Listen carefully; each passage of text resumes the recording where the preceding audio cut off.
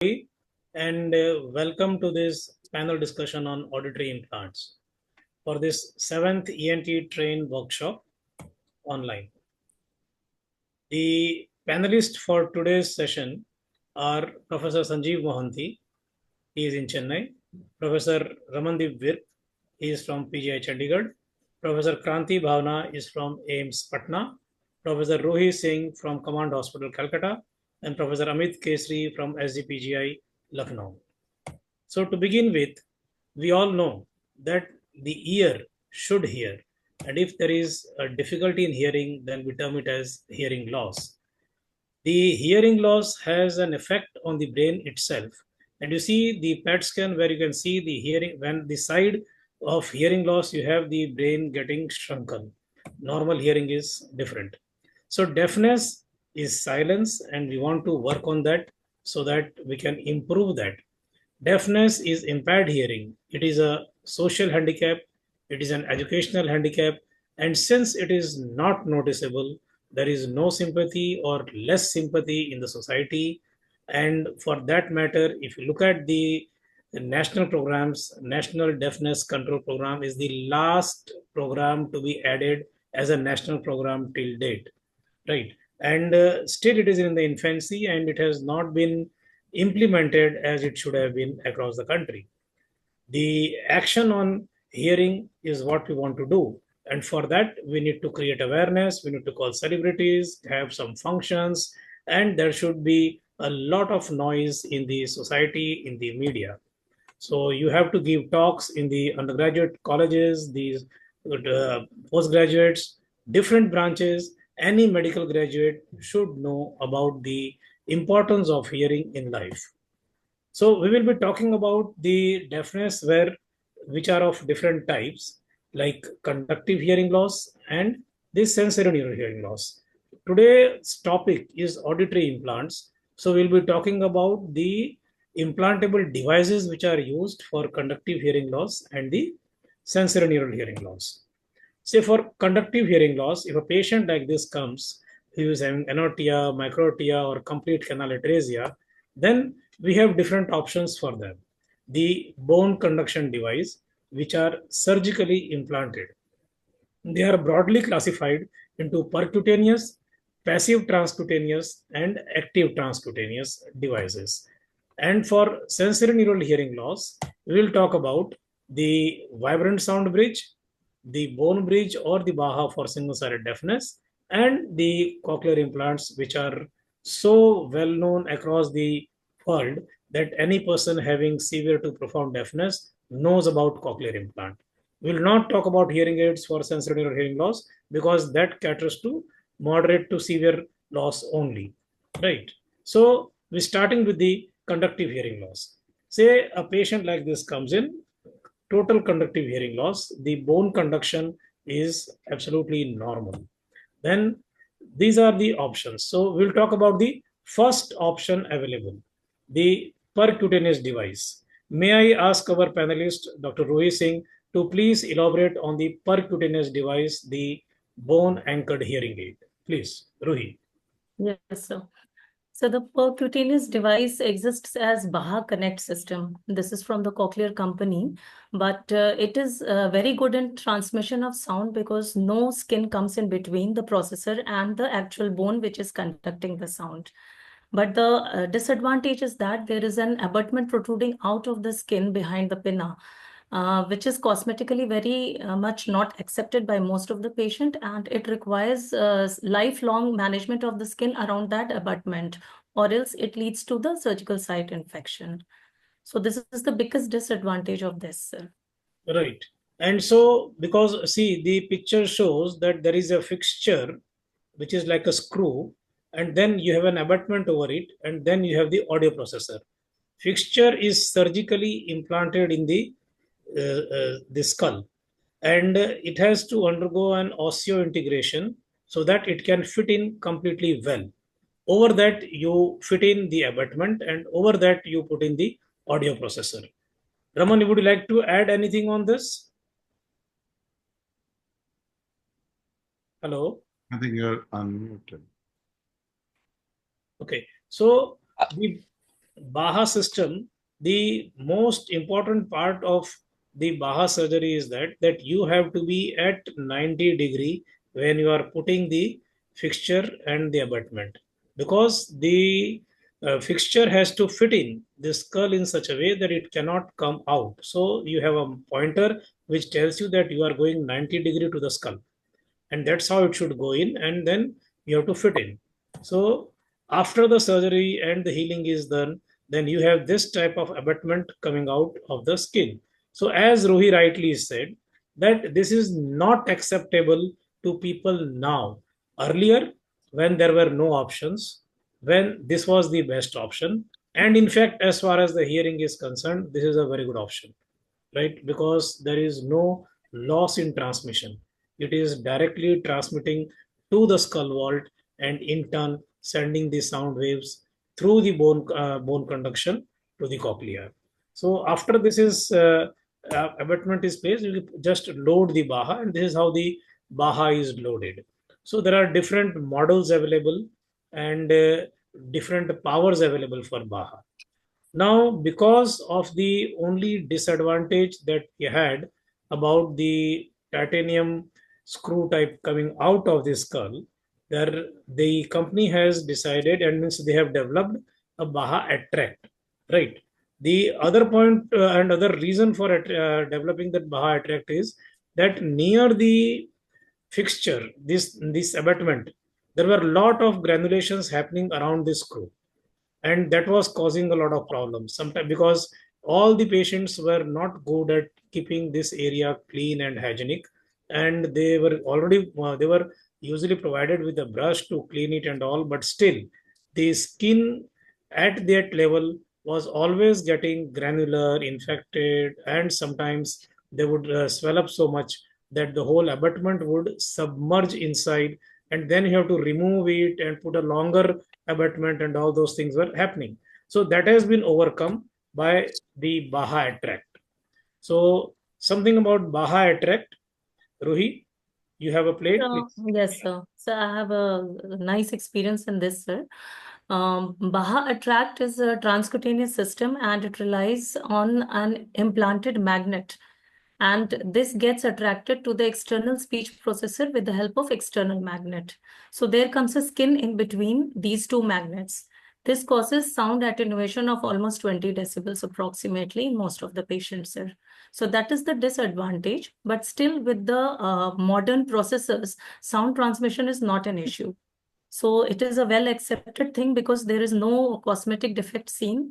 The skin is absolutely normal. There is no lifelong maintenance of the surgical site area which is required. Right, very well said, Rohit. You have the fixture over that. You have a plate which is magnetic, and then you have a magnetic plate to be kept outside along with the audio processor.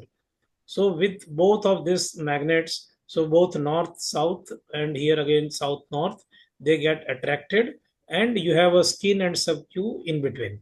This can give an impedance of around 20 decibel, and that's why, like, some people say that, oh, this is not so good, but it is good as far as the sound transmission is considered. So this is the second option for bone conduction transmission of sound, the Baha, and then what you have is the Baha attract. Baha is percutaneous device. Baha attract is a passive transcutaneous bone conduction device. Then you have another non-surgical option, which just for the mentioning, that passive transcutaneous bone conduction device is an adhere. Adhere is a non-surgical option, wherein you have a plate with a glue which gets pasted on the mastoid, and then you have an audio processor that can be clipped on the plate. And that's how the transmission happens. This is a non-surgical option, right? So we are basically discussing the implantable devices. So we'll not go into the details of the adhere. So Now can we I add come. one thing Yes, please. on Yes. that here? We Yeah, do please. use this, we have a demonstration ad here, and we do use this for patients who are undergoing a bone bridge implant, the BCI Right. 602, Yeah. to explain to them how their hearing would be once the BCI 602 is implanted. Yes, very well said, Raman. Because this is used for testing the Yes, outcomes sir. of a bone bridge. Like you have you can also like demonstrate to the patient, you can demonstrate to the family that the sound transmission will happen in this way, and they are very happy with that. And Yes, they are once, very happy. yeah, And and this is Rajesh, like very just important for the infants, right? one Because more. you don't have much options for that. You either Right. have a Baha on band or you have an adhere on band, right? So Yes. it's very good, because what happens that if a child is born and the child does not have any external pinna, no ear, then the family goes into panicky, and they would just rush that what to do now.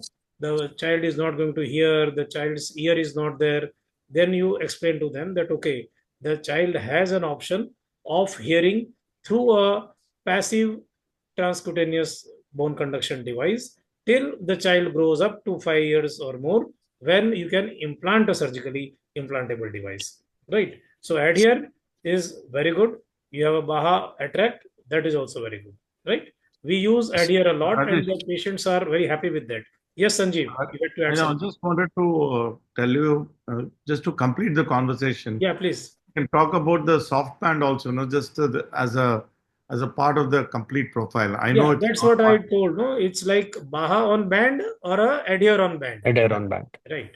So that can be done, because that is what we give to the patient who are, say, infants, right? Even to the newborns, we can give that, right? Once you know that there is hearing, retrocochlear hearing is there, and it is only the conductive loss that the patient has, right? And however So much you try to talk only about auditory implants, we cannot get away from the fact that yeah, yeah, yeah. the trial of the hearing aids is so important. The Yes, yes. cost and everything is so important when you have Yeah. unilateral stuff. The patient and the family needs to be convinced Yes, before an implantable device that this implantable device is going to help them, going to help right? them. Yeah. So unless they are convinced, they will not go for it, right? So then we come to the bone conduction implant, the active transcutaneous devices. So we have two options as of now, the ossia and the bone bridge. So in the ossia, what you have is you have a single screw which is like a Baha fitted in the skull vault, and over that you have the ossia whole device fitted there. Now this screw needs to be osseo integrated, and the technology which they use is the piezoelectric system, right? So if you want to add anything on ossia, anybody? Sir, Yeah, the in this OSIA system, the first abutment is same like the Baha system, yeah, which is at 90 degrees, and then this OSIA device, which is a piezoelectric device, yeah, is implanted, screwed on that in yeah. abutment, and then the skin is closed. Yes. So it is a transcutaneous, but it is again an active device where the piezoelectric system is used. So the problem of both Baha and Baha attract. Baha attract, there was a loss. In Baha, the abutment was coming out. So these both are offsetted in this, and the hearing is as close to normal without any loss in conduction, because the transmission is same like the cochlear implant systems. Right. So they use a technology which is time tested and proven in the cochlear implant system of the transcutaneous transmission. Right. So you have an audio processor, and then you have the implantable device, and you have this screw fixture. So this fixture is fitted in the skull, like as you said in Baha, and needs to be also integrated. On that, you put in the device, and it uses the piezoelectric to transmit this sound, right, to create vibration in the bone, right? And switch one Then, happens 1 month after the implant, so that some osteointegration yeah, happen yeah. by the So, time. yeah, yeah. So that's like, because everybody wants to do it fast, but the ideal time was 2 months. Now everybody wants to reduce it to 1 month and go ahead, right? Osseointegration normally happens firmly, like 6 in months, any other implantable device, at 2 months completely. Till around then, six to you eight are months. partially implanted, not implanted, right? And then we have the other device which is more used, which is the bone bridge, the bone conduction BCI implant. 602. Yeah. Yes, So, sir. Raman, Yes, we sir. may, So we have had some experience with the yes, BCI 602. It's a very straightforward process, but I do feel some amount of training is mandatory before we go ahead and try our hands on it. So basically, we send out the CT, which is usually 1 millimeter or less for autoplan. They give us the exact position where it would be best suitable, and the bone depth is adequate. They also tell us whether if the sinus is forward lying, we can do it retrosigmoid also. Like the first case I did, we had to go ahead with the retrosigmoid, Right. implantation. And the good part is that even if the dura is exposed, you can press it gently into the dura and screw down the two screws. And the same thing can happen over the sinus also if no other place is adequately found to implant it. So once Right. that is done, you just need to put the two screws. In case the bone is thinner, you can use what we call the lifts, which come with it. They will raise it slightly and give you adequate place for the screw placement. Now the screws are self-tapping. We don't have to drill in a hole like in the past. They are self-tapping. They means that they will create an opening and they will tighten on their own. And the screwdriver is provided with it. Again, switch on is done for the Samba processor, which is a magnetic device, in about 4 weeks of time. Right. Yes. Anybody else wants to add? Ruhi, Sir, you want to add something? Yeah, usually the please. switch on can be done even at 2 weeks till the swelling etc. subsides, because here no osseointegration is required.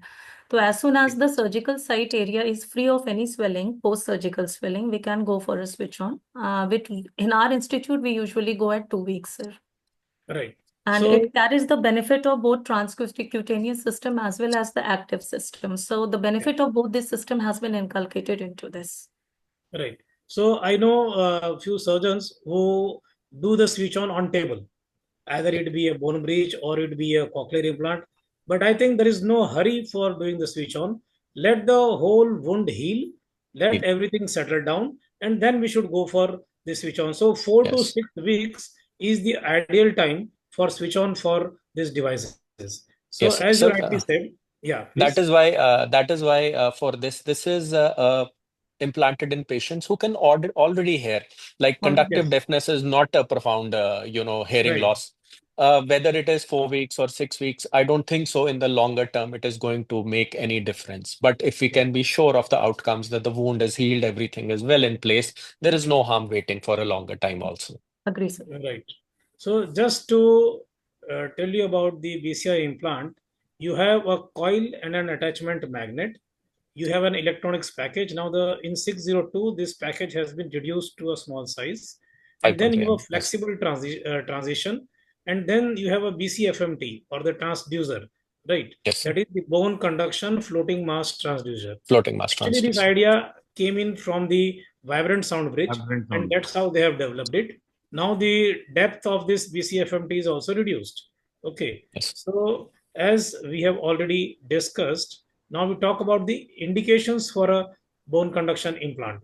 So a patient 5 years or older, conductive and mixed hearing loss falling into this audiogram, 40 decibel, then we can go for a this bone conduction implant.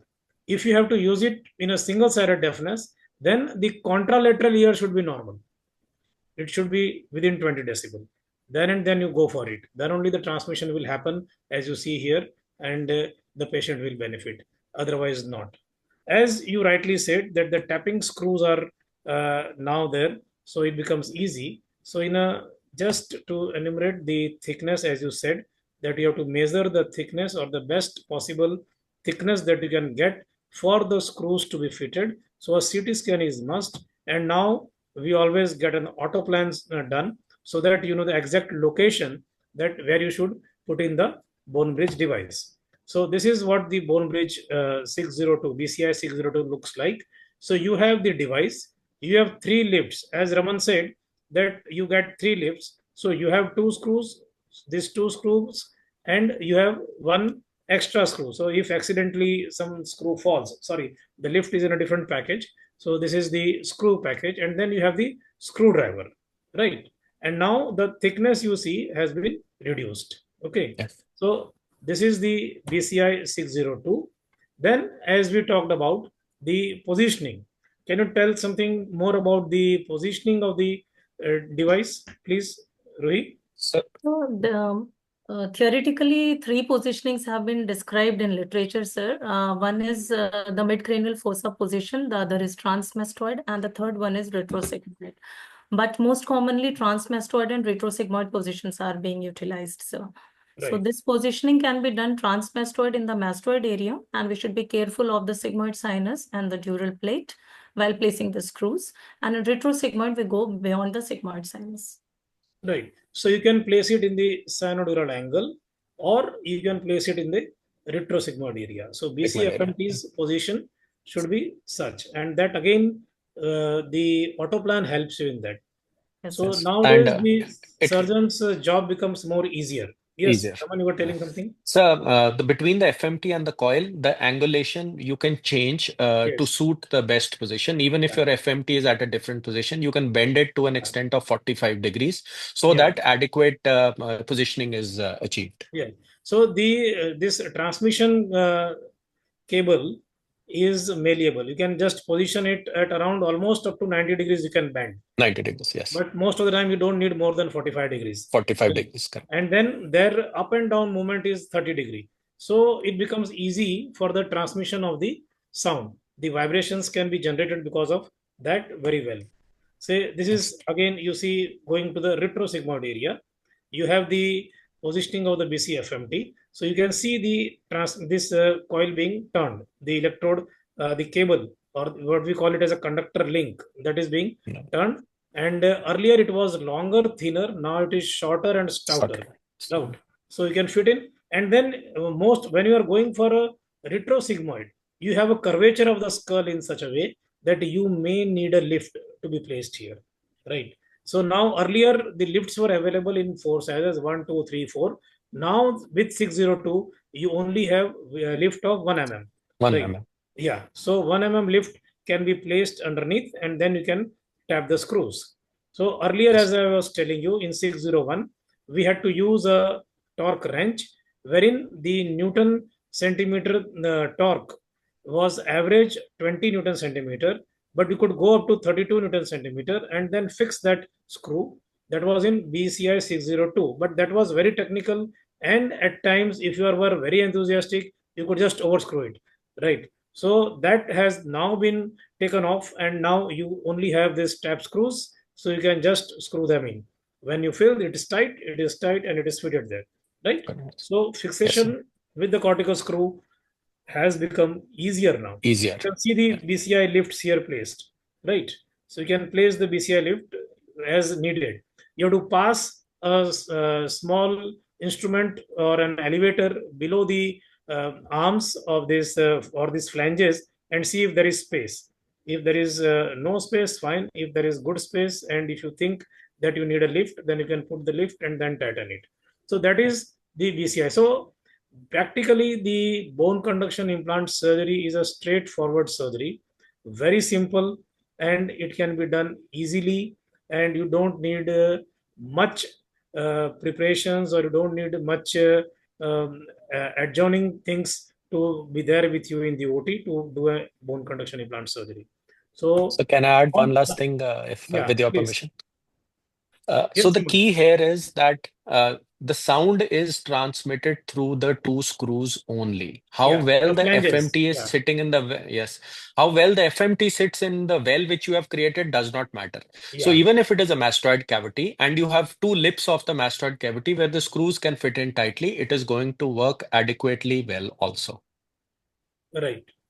So basically, the transmission is through the flanges, so it becomes very easy. You can put in, and as you rightly said, that if the thickness is not much and you are touching the dura, then also it is okay. It does not Yes. matter, right? Even if the sinus is exposed, it does not matter. I have patients wherein I have placed in placed this bone dust over it and a surgery cell, and then put in the device. So you can do it Yes. on the dura, you can do it on the sinus as well. There are studies which tell that if you put it on the dura, it gives better hearing. I don't know why, but there are Mm. some studies which are already been reported that if you put it on the dura, they still do well. So that's not an issue, and it can be done very well. So this is putting in the synovial angle, or you can put this way in the retrosigmoid. Okay, so post-op you can just take an X-ray and that's fine, right? Then, so that was for the bone conduction devices. Now we come to the devices for the sensory neural hearing loss. So the first device that we need to talk about is the vibrant sound bridge, or this device is basically a partially implantable hearing aid, right? You can term it in lay language like a partially implantable hearing aid. So the indications broadly are patients who need a hearing aid, who are using a hearing aid, not happy with the hearing aid, and they should have used a hearing aid for at least 2 years. Earlier, when this vibrant sound bridge was launched and we did VSB, then the indications were like so broad and we did it, and then I had to explant also in one of the patients, right? But now they say that patients should be dissatisfied with a hearing aid, then go for a vibrant sound bridge, because it is such a fine surgery that if the patient would know, if he is using a hearing aid, he has the problem of occlusion in the ear, right? And some patients are not very happy with that occluded ear. They want the ear to be open and they want to hear. Then there are patients who just cannot put in a hearing aid because of the external auditory canal skin, Otitis externa. otitis externa, right? So those are the patients who should be advised a vibrant sound bridge, and it does very well. And now you have different options also available. There are which will show you in the next few slides. So Raman, will you just throw some light on the vibrant sound bridge? Yes, I've sir. seen So the device here. Yeah.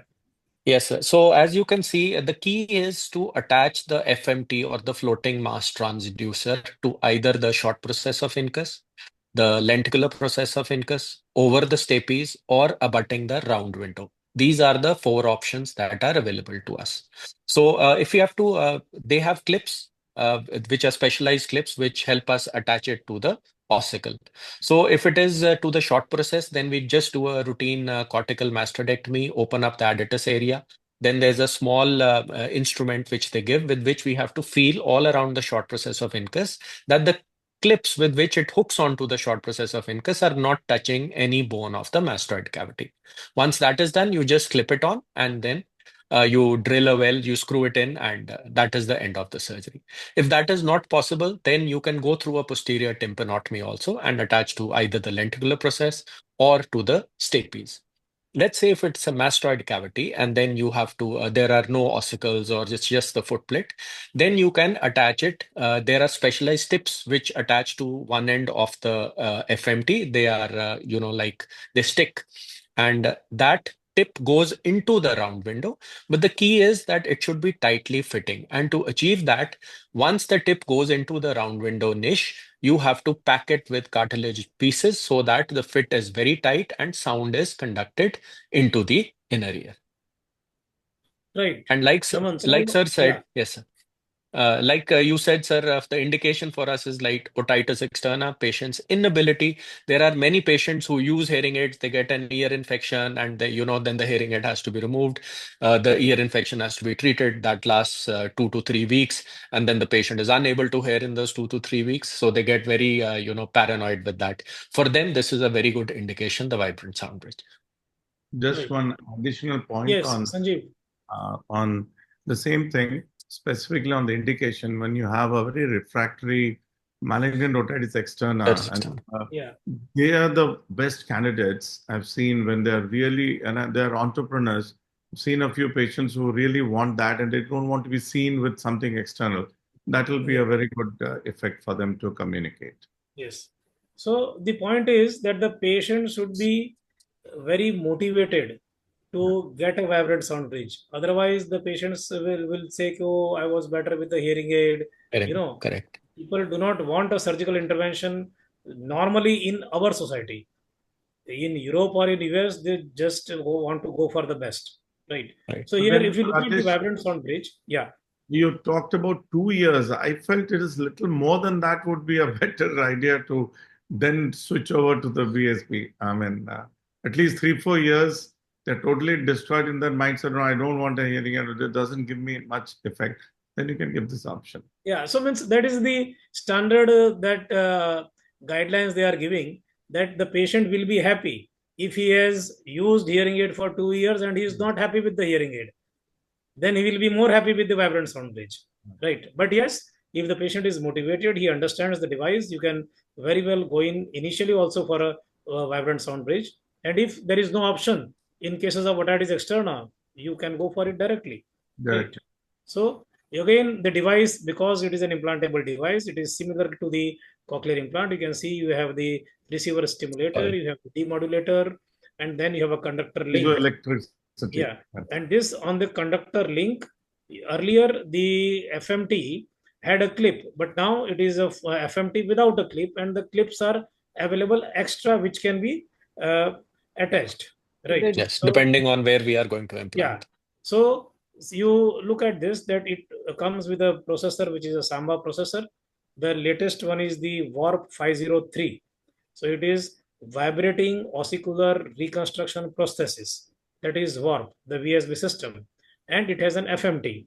Now, the surgery is done with this to improve the hearing is termed as vibroplasty. And you have vibroplastic couplers for that.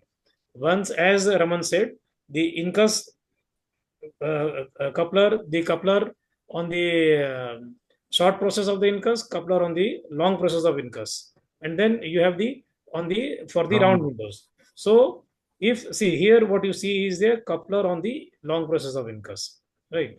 So this is how you have the implant fitting in the skull under the skin, and you have a conductor link going down up to the incus, and you can clip it on the incus, and you have an audio processor there, right? So, So nowadays, for a surgery, yes, Krati. no, so they are even people from the company tell that fitting it into the short process of incus is easier and Yes. more viable. Yes. And Yeah, as it you is already said that surgically less taxing. yeah. Right. So I will show that thing. See, you have the receiver stimulator or the demodulator. Here they call it as a demodulator. You can fit in there like an implant. And then if you are putting it on the long process of incus, then the FMT should be parallel to the stapes. Can you see this? It is Yes, sir. parallel to That the is very stapes. important. Yeah, and it should not touch the bone anywhere. Yes. Right, because if it touches, then the vibration is impeded. Dampened. Right, Yes. it is It dampened. gets dampened, So, and yeah, yes. so you don't get the outcomes required. Right. So position of the FMT is very important.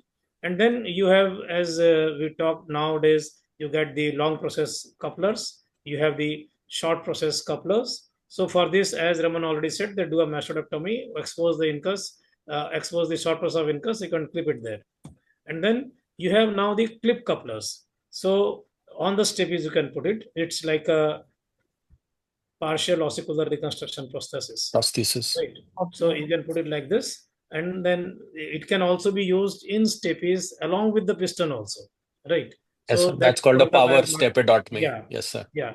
So that photo I just missed it to put in. And then you have the round window couplers. So the FMT is same, but then you have the coupler which can be attached to it.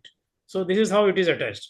So in the round window niche, the FMT is there. You have the round window coupler here, and behind that you have to put in a cartilage so that it does not come out of it. It stays there. It is placed there. We put in also some fascia around Glue. it so that it does not And move, and a glue over it. Okay. yes, sir. So then this will work better. So that is the position for the round window. So this is again like you stimulate the cochlea in the reverse direction and get the hearing, right? Yes, sir. Then we come to the cochlear implants. So cochlear implants, as we all know, they are the thing for severe to profound sensory hearing loss. They have been tested and tried over more than 30 years and 30, 40 years, I think, and it's giving so good results across. And the proposed thing is that it should be always bilateral simultaneous in bilateral profound, but because of the conditions that we have in our country, because of the funding of the devices, then unilateral is being done. Otherwise, most of the places they would always say go for a bilateral simultaneous. So let's just discuss few points regarding the cochlear implant assessment. If you get a patient with severe to profound sensory neural hearing loss, how will you start the assessment? Kranti, please. Sir, as far as assessment is concerned, it's always important that before you plan your cochlear implant surgery, candidacy is what is very important. So, Yeah. as you already told that you should know which patient you are implanting. Pediatric workup might be a bit different than the adult workup, but it starts very basic with audiological. And the common trend of doing just an ABR, auditory brainstem response, is not enough. You should actually do the whole gamut, which starts from behavioral audiometry, or if possible, VRA, that is visual reinforcement audiometry. Then you have to couple it. So initially, to start with, otoacoustic emission is your screening. And along with that, if that comes as refer, you go for an ABR. But if you want to complete the whole picture, you have to go for a behavioral observational audiometry or the VRA. And along with that, you have to do your impedances. So your audiological testing or should be complete before you really plan, because there are many, that's a detailed discussion as to how you can have many variations to it. When you are implanting a pediatric age group, you also have to immediately see the syndromic workup of these kids, which is very, very important, because you can have cardiac anomalies, you can have other anomalies which can actually have a bearing on your surgical decision making. Radiology goes without saying. This is one of the most important aspects of your candidacy. Yeah, Um, Kranti. So before yeah, we go to the radiology, yeah. anybody wants to add anything for the audiological test battery, which Uh, you normally would do, No, I Sandeep, would, no, other I, than the test battery? Sir, ASSR Yeah. sometimes we do for patient, and sometimes we need to do BC Bera, especially if the child has in impedance Okay. exposed or secretotitis media. So these are the two tests we sometimes add to this armamentarium. Right. And very I, specialized test is only for very specialized conditions, like when you talk about Yeah, yeah, transtympan. yeah. Yeah, that's So for you very should, in fact, I'll just in a add, center, add a little. yeah, please. No, whatever Kranti said is all okay. I mean, this is all Yeah. standard. Now, when we have somebody with a, OA, autoacoustic emissions refer, need not necessarily mean, it's always refer. Yes, So yes. Yes, yes, repeat that. And very as Yeah. you rightly said, VRA, definitely I do for any kids if they're. And nowadays, all this candidacy criteria is being matched by a lot of multiple doctors, multiple shopping they keep doing. So they are very well trained to ask questions. So we always have to have a documentation, a repeat ABR. And if at all you find the ABR a little faulty or not up to your markings, maybe at some point, since we have it in our system, TT-ABR is not a bad idea in case you have a doubt. Right. So, And okay. would you Yeah, routinely, so for very, very specific, sorry, sorry, so for very Kranti? specific conditions, you specific can condition. actually Yeah, yeah, yeah. Saying put something it. else. Okay, yeah. And would you routinely advise aided audiograms? Um, Yes. yes, but Sorry, definitely sir, that's one thing. It's in all our tests. aided audiograms are very, very important. Right. But, Okay. So Very, primarily for audiological test battery, we need to have all the facilities with us or a center with which you are aligned and get all the audiological tests done. Once audiologically you are confirmed that this child has a severe to profound sensory neural hearing loss, then only we go ahead. Right. For medical investigations, there's, as Kranti rightly said, that there are at times, in fact, many a times, other anomalies also, say congenital heart disease or some metabolic disorder or an endocrinological disorder or an ophthalmic eyes, disorder. need to So look. we need to test all this in the medical or the pediatric and neurological test battery, right? And then we come to the radiological. Yes, you were saying, Kranti, please. So what are the radiological things that you would always prefer to know? so Just, for just before Granthi goes, just one important Yeah, point. please. Psychological assessment is extremely important. Pediatrics, whatever we do, syndromic, Yes, non-syndromic, all this is fine. But the intelligence quotient, yes, that chronological age and the mental age The Yeah. milestones have to be dated, especially with kids. Yeah. So it is IQ or DQ, intelligence quotient or Yes. development quotient. So psychological, then as we always do, speech and language, educational placement, and all those things. Yeah. So we were then talking about the radiological. So CT scan, MRI, yes, please. Sir, one of the most important aspect for your candidacy for any kind of implant program, be it funded or non-funded, actually relies on the fact that what are the radiological findings of this kid, of any of these implantee patients. MRI and CT both hold importance. There is a talk about whether we need to do both at a time or whether we can delay one thing and do one later.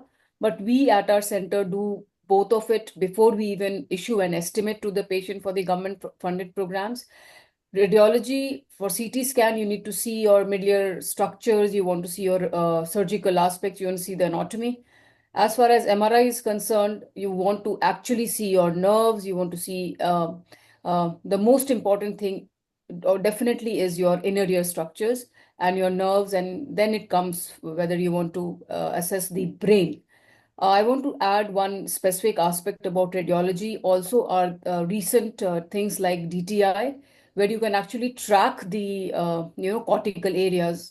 We have had a study on that in which we did see that there are changes in cases when you have cortical changes due to Torch's infection or other areas. So what, as you have rightly mentioned, you need to see the Broca's areas as well. Whether it gives a prognostic indication or not, that's again a long discussion. But a cortical evaluation using MRI is also important, other than the acoustic nerve bundle and facial nerve and other important structures. CT scan for a surgeon is definitely very, very important because it gives you the anatomy where you are going to operate. So you advise CT scan and MRI at the first step, Yes, sir. radiological investigation, right? Anybody else differs? Or So do I they do like usually, first MRI and then yes. CT scan later on? So usually the MRI usually tell us the candidacy because we want to see the nerve and cochlea. Yeah. The only time when I are asked for both investigation is if I find any abnormality in cochlea, especially if there is incomplete participation or hypoplastic cochlea, or some there is gross abnormalities in cochlea. Then I ask for, so that I want to see that it is the ear is implantable or not. Otherwise, I keep the CT scan closer to the surgery because our patient take time to get funding and there might be some ossification fibrosis in between. So I do it later. But many, I think the EDIP need both CT and MRI. Sometime in some situation we have to do both. Okay. Yeah, in government program, you need both at a Yeah. time, because unless you put in that, your candidacy or is not ticked, and they will not sanction the money for that. Yes, Sanjeev, you were saying something. So no, the gamut of entire spectrum of investigations, obviously everything has to be done because as you said, the checklist is very, very robust. But I go with Amit for that matter. When the audiological part, we are very sure that this is probably a candidate from your own assessment. First is the MRI, no doubt about it. So we get an idea about the inner ear, the acoustic bundles, all that. So we know at least anatomically the road is there. And Yeah. from the surgeon's perspective, not only closer to the surgery, if somebody, when you do the scan, suppose now, and this implant is happening after 8 months, I have to do again another CT scan, obviously. And in the interim period, some disease might have happened, some viral infection, you never know. So closer to the surgery, 100% we need the HRCP. We also follow a cutoff of if it's delayed and at least 2 months. So I have had a surprise in one of the patient when I I opened take way back. 3 months, but you Yeah. said 2 I months. had in my center that if it's 2 months, but yes, then again the role of multiple radiations come where the role of CBCT is coming now, cone beam CT. Cone So beam CT, but just to, since you've already broached up the matter, it doesn't give that kind that of a detail. depth, and the Yeah. bone windows are never that aligned with the surgical approaches that you would like to get. Yeah. It just gives you a screening. Yes. Cone beam Yes, CT sir. in an Where the implant, just states. pneumatization of the mastode is there, or that's Just it. the fact Yeah, that the radiation dose is low, but right. as per radiology, for these recent 256 slide CT, it's like within few seconds they do the whole mapping. So the overall exposure, according to them, is low. Very Right. low. Yeah. Yeah, So but even the modern scanners have very low radiation compared Exactly. to yeah, what Really. there was in the past. yeah. Yes, Raman, how do you practice there? Means you get for CT scan and MRI done both together, or So because for a paid patient, like Amit was saying, it's a very, very valid point because yeah, by the time the payment comes in, it's already been 3 to 6 months, and yeah, anything can happen during that time. yes, Ossification can happen.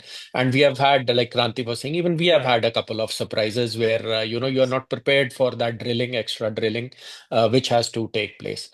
But more prudent would be that get the, audiology workup in place. If that is all okay, then go for your scans to decide whether an implant can be put in or not. But unfortunately, this is something which we cannot change. Government regulations are government regulations. We cannot bypass them. So majority of our patients will get a CT, MRI. They will get all the audiological workup. We'll send in the estimate certificate a week before when we call the child back for the final preparations. We do a repeat CT scan again. right. And if Just the I mean, one patient that is has the point. come with, yeah, yes, that is the Arvind, only way Uh, which is yeah, out. Okay. yes, please. I had a different way to circumvent this, Raman. And I Yes, sir. spoke, of course, this is only for the 100 private ones, nothing to do with the government. Here we have had a very good alliance, and the management also alluded to this request of mine. So the initial, what do you call it, screening or candidacy criteria package we made that has both audiology and radiology together, and everything is with a rejoinder that this surgery, the moment he is admitted, it is done on the house, in the sense the radiological investigation, whatever the scan, is not charged extra. Anyway, they're Right. charging extra. So this is just on that. Okay. Yeah, Right. so that you could do it because the authorities listen to you. No, no, no, it's not like that. Okay, good. So means we want a CT scan, we want an MRI for Both. an implant surgery. Radiologically, that's very important. Then coming to the surgical aspect, once you have confirmed that this patient is an ideal candidate for cochlear implant surgery, and we want to operate this patient, and we want to put the implant in place. So, what is the aim of a cochlear implant surgery? The aim is basically to have the fixation of the receiver stimulator very well, position the electrode in the electrode groove or the tunnel, have the stability of the electrode at the implant exit and at the insertion site in the cochleostomy or in the round window, and full and complete insertion of the device. Right. Now, for doing this, we have different techniques. Different people are trained in different ways to do that. So the most done technique is the posterior tympanotomy, that is the mastodectomy and posterior tympanotomy. That we term it as a classical technique. And the other technique is an alternative, no mastodectomy technique, which is a transcanal varia technique or a suprameatal or a pericanal. So let's start with the posterior tympanotomy, right? So Raman, you can share something about the posterior tympanotomy. Yes, sir. So this is the technique I have been using. I have not been trained in the varia. I've been trained in the posterior tympanotomy. So basically, first is the incision. As our experience grows, the size of the incision kind of comes down. But we start with a lazy S kind of incision, and we make sure that the first incision and the incision of the periosteum and the lower flap are not abutting each other to prevent Right. implant migration and Yeah. explantation. So once we infiltrate the area, we prep the patient, we give the incision. I try to use the cautery to minimum because many times initially I had seen if I had gone right down to the bone with the cautery, then in case the flaps are thin, like in certain children and Yeah. varied anatomy, we had difficulty, covering the implant. And then that leaves gaping holes which can impact your outcomes later on. So once that is done, we do a classical cortical mastectomy. We widen the adductus, we identify the short process of the incus, and then we follow the short process of incus. We identify the sentinel cell, which we find in most of the cases. We gently widen it, we open it up, and we enter into the middle ear. Now, the key here is that finding the round window, many times you can confuse it with the hypotympanic cells also. So Yes. if you are seeing a structure looking like a round window, but you do not see the stapedius tendon and the stapes, it is not the round window. Right. So like your diagram is beautifully showing, this is how it should be. You should have the stapedius and the stapes in view. And then the first, the niche we see will be the round window. But if I was seeing something like this without the view of the stapes, then I'm probably looking into the hypotympanic. And initially, for young surgeons, for those starting out in their cochlear implant surgeries, this can happen. I have seen it happen. It has happened with me also. And if there is a doubt, you can use a 2.7 millimeter endoscope to peek in the middle ear. It will give you a beautiful, picture to know exactly what all is where. And then you can control your drilling, go, open it up wider to identify the round window. Now, once that is done, we, depending on the type of round window you have, we drill the niche out and we identify the membrane. We do not rupture the round window membrane at this point. We go ahead, we, drill out a well and we tie a suture. Again, wearing techniques, many surgeons will not tie a suture around the implant. Well, they will just use bone patty and, glue. But the way I have been trained, we always tie a Yes. single suture over the implant. Once that is done, then we open up the round window membrane.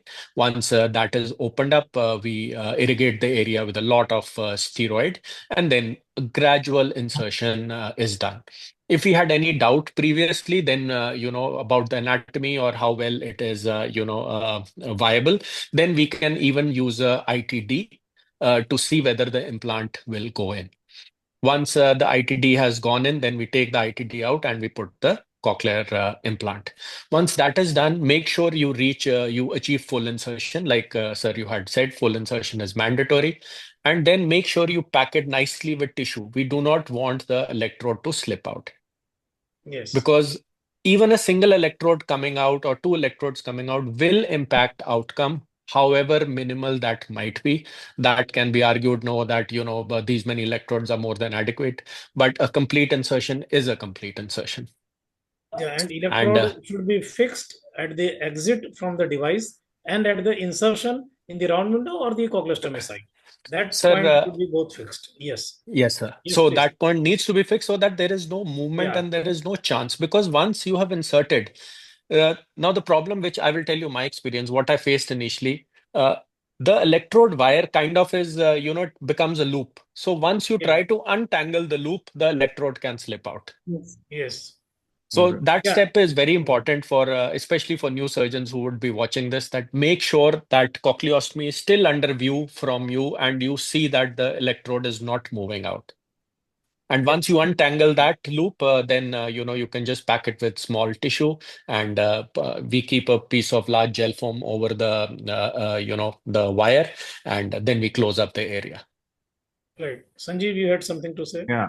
No, no, I'm just listening, and it was almost like a revision of the 2005, the first implant when I did. So that is how we started off. Just with age, we get a little wiser. And there are a few modifications you do. I'll tell you, when you just said about the hypotympanic cell, I was just wondering. So, again, for the juniors and others who would know that if you have not seen the kind of the posterior tympanum, all the important structures, if you are not sure it's a round window, go little superior and go little posterior. You will definitely find the niche. I'm talking of the posterior tympanotomy part. If you have gone, sometimes the very positioning of the patient or the microscope, sometimes you might just miss out that little bit of that semilunar stuff. Just one point about the incision and something which you said.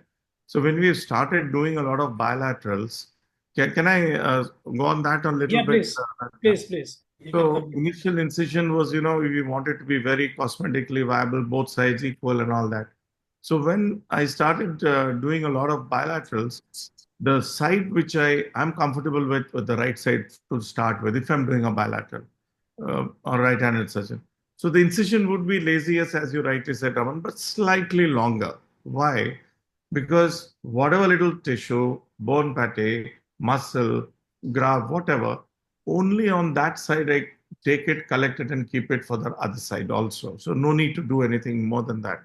Right. Second point about the round window membrane or after the niche is seen, even if you don't rupture it or rather take it out, you'll find a very, very small, flimsy periosteum overlying that.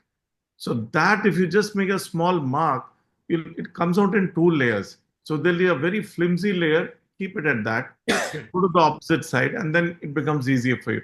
We'll come to that when you talk about that. Yeah. Just So some points. yeah. So this is like the posterior tympanotomy. The steps you have very well mentioned. All the steps we will discuss about the electrode insertion and all in the next few slides. So the other technique, which is very widely done in our country, is the Varia technique, right? So Kranti, you can share your thoughts about the Varia technique.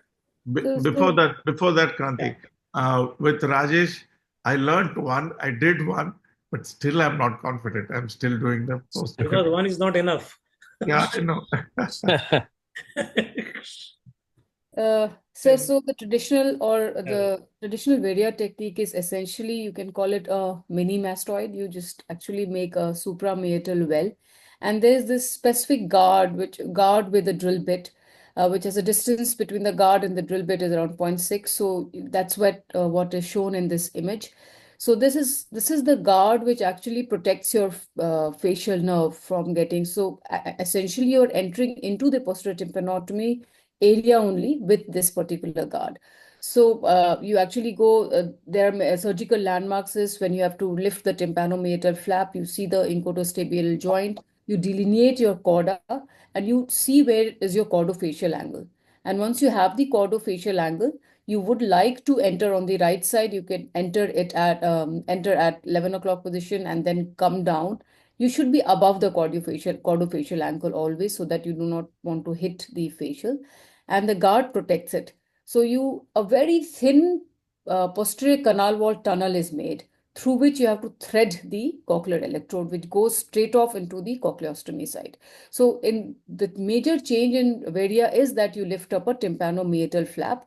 Um, most of the people do a metotomy. That is, they cut the posterior canal wall skin, and like a tympanoplasty or a stapes surgery, they enter the middle ear. We have modified our technique in a sense that we do not do any metotomy now. We lift the whole thing altogether, so there's no cut in the canal. What I used to feel initially in a few of my cases, that actually increases the healing time. So now all my cases have no cut in the canal, and it is all in one go. So the healing is excellent. There is no incision in the canal at all, and you can achieve the same visualization. The other thing, most of the traditional Varia surgeons also have they all do cochleostomy. But as I think with Dr. Vishwakarma sir and myself, now we are actually very openly doing round window insertions, because it is all there in front of you and you can easily drill the round window. What we were talking about round window, even in posterior tympanotomy and Varia, you need to identify a round window correctly. The confusion with hypotympanic cell is universal. It's important that you should know the anatomy of round window, where you should actually see the anterior and posterior pillar. And at times when the round window is totally hidden, in Varia, you can actually tilt the table towards your side, and most of the time it is visible. If it is not, it is very posteriorly rotated. It's better that you go straight off for cochleostomy in the anterior inferior region.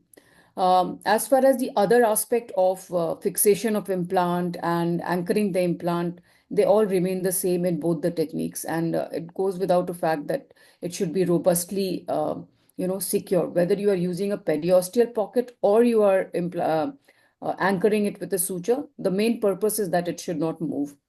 I Right. hope I've made it clear for Yeah. Vidya. Yeah. Amit, you want to add something? Yes, sir. Regarding the round window identification, one technique we have developed is just touching the lower part of the stapes tendon, as Dr. Ramandeep sir said. If you put a ball probe, which is around 2 millimeter, and the second ball probe usually fall in round window. Sometime in whatever technique you are using, like if it is a grade three facial overhang, then you are not able to see the round window. So then the stapes tendon is very good, and you have to put the one ball probe below it. The second ball probe definitely falls into the round window niche. We have tried with both the technique, round window and this. The other thing is that in adult patient, you have to take care. In adult patient and in hyperneumatized mastoid, you have to take care of the posterior canal wall. Sometimes the posterior canal wall is very Irregular. pneumatized. So Pneumatized, yeah. you have to take care that you do not make the button holding. You just do in a slow manner and take care of that. So in adult patient, due to the if, especially in a pneumatized mastoid, you have to take care because the curvature of canal in adult patient is more curved than the pediatric. Pediatric gets very straight, and you don't need to worry about this button holding and all that. But in adult patient, you need to take care about this. Yeah, so just to Yes, finish this, Kranti. you need to do the lateral canal wall drilling to make it straight. And Yeah. in case if you have a button holding, which sometimes people do have, you use a bone pate. And in all our cases, we are layering it with a layer of temporalis fascia. So that gives sort of a extra buttress to the canal. Yes. So before you use the Triffon's guard to make the tunnel for the Varia technique, you always straighten the posterior canal wall, because the guard has to slide over the posterior canal wall, and raising the tympanometer flap gives you a panoramic view of the middle ear. You can see the all the things. You can see the cochleostomy site, you can see the basal turn of cochlea, you can see the round window niche, you can see the IS joint, you can see the chorda. So you have to be between the chorda's entry and the long process of incus, and that is the site where you have the opening of the posterior tympanotomy, that is the facial recess. And so the opening is at the same place, rest everything is same. Here the opening is done without doing a mastodectomy, so it is a no mastodectomy technique. So when you are not doing a mastodectomy, you are adding your visual guides with the raising of the tympanometer flap, so you have a direct vision. So finally you enter at the same place through the same route, but you are using a tympanum, raising the tympanoid flap, so that you have a better view. What happens in the posterior tympanotomy? At times, in a child, it becomes difficult, right? Because the lesser the age of a patient, the more difficult it becomes in a posterior tympanotomy. Whereas the lesser the age of a child, the easier surgery becomes in varia. As Amit said, that in an adult, you have the canal having a curve, some tortuosity. So you have to straighten up very much, and then you are likely to create a buttonhole at times if you have not straightened it well. So what I have seen, that for pediatric patients, varia is giving very good approach and very easy approach, even for beginners. And for adults, posterior tympanotomy gives you a better result for the beginners, because if somebody is learning posterior tympanotomy, you get more space to create the posterior tympanotomy, whereas in pediatric you don't get that much space. So that is my experience with so many of the ENT surgeons whom I have trained and who are coming to us for observation also. So again, whatever technique you are trained in, you can go ahead with it. The aim finally is that you should have the electrode completely inserted in the Completely. cochlea, either through the round window or through the cochleostomy site. Now, Sanjeev, for the round window opening, do you drill the anterior lip or the superior lip, or you never have to drill that? You just directly go through. Earlier, I used to do a lot of that because it was conventional, and we were even the extended round window approach was not a side. It was cochleostomy all the way. Slowly, we have evolved, and now with minimalistic approach, I'm almost getting away with even not drilling. If you just, as you said, the attic only is drilled a little so that you can get through to the membrane proper. And then once you get the crista fenestra almost in view, straight away it's easier to go through that. And especially with the slimmer electrodes, which off late I've been lucky enough to be, being associated. So it little easy to get through the already pre-templated curve, so it becomes a little easier to just insert. And that is Yes. what. Ruhi, you have some experience regarding the drilling of the lip of the round window? So with the previous electrodes which I was using that were a bit stiffer forms of electrodes, but with more flexible electrodes, most of the time we don't need drilling until and unless it is a very posteriorly placed cochlea or a rotated cochlea, sir. Right. Okay, So, I'm yeah. asking the moderator, this rotated cochlea, posterior rotated cochlea. I mean, this is a term we've been hearing from a very long time. I mean, even we used to be surprised. But really, it is not that much of a percentage in actual practice, which I feel. What's your take, moderator? So see, the discussion that I was having with one of the very senior surgeons, he said rotation is as per the reference of the surgeon, right? Like the place where you are looking from, right? If you look from a different angle, it is not rotated. If you are looking from a different angle, it is rotated. What we term it as a rotated, or when we term it as a rotated, is that when you do a posterior tympanotomy and you don't find the round window niche, Exactly. right? Exactly. It is posteriorly. Even the anterior lip is just posteriorly. Then you will say it is rotated. If it is a varia, then you are directly seeing it. Then they will say it is not rotated. It is directly there, right? Correct. The So end-on it view. is End-on again view with is reference to the surgeon, the position of the patient and the I surgeon's think so that position it's the reference to the accordingly. surgical Yes, approach which we are using. yes. yes, yeah, right. See, now what's happening is, as in the times that are coming, we are going for robotic surgeries, right? So the line of your vision is to be in a straight line. Then and then the electrode would go in, right? It cannot be that you can go straight and then turn 30-degree and then 40-degree and then go in. No, it has to be in the straight line. Then and then that robotic surgeries would work. We'll talk about that later, right? So now the as we talked about the opening of the round window, right? Use as at times you would need to drill the anterior lip, the superior lip. At times you would not need to do it. So have you found any difference in the outcomes or in your insertions with the round window or with the cochleostomy?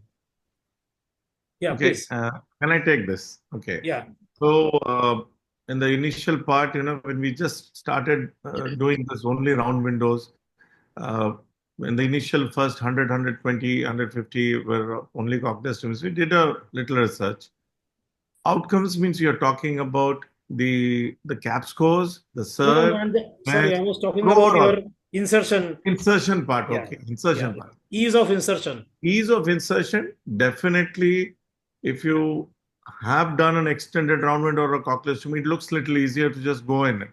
But the feel good factor is if you have not done much and the electrode goes in, this is from a surgeon's mental Right. perspective, I'm saying.